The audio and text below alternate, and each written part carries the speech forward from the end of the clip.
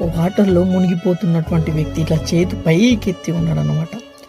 అరే బాబు వీడు మునిగిపోతూ ఉన్నాడు అని చెప్పేసి అటు వెళ్ళేటువంటి బోటు ఇటువైపు తిరిగి అరే బాబు రారా అని అంటే, నేను రాను, నాకు దేవుడు వచ్చి కాపాడుతాడు అని చెప్పేసి, ఏ కాదు రా అన్న, ఏం లేడు.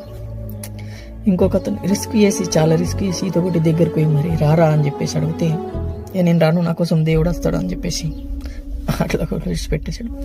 ఇంకా కొంతమంది రిస్క్ చేసేసి హెలికాప్టర్ని కూడా పంపించారు. హెలికాప్టర్ని పంపించినా కూడా నో, నా కోసం దేవుడు వస్తాడు అని చెప్పేసి అన్నాడు.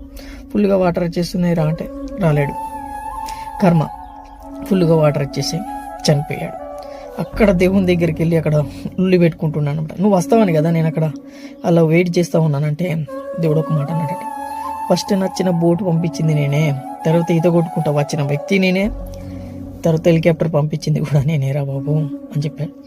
దేవుడు అనేవాడు మనిషి రూపంలోనే వస్తాడు కదా. మనిషి రూపంలో వచ్చినప్పుడు మీరు ఉపయోగించుకోక నాకంటూ టైం వస్తుందని వెయిట్ చేస్తూ ఉంటారు. టైం వచ్చినప్పుడు ఉపయోగించుకోరు.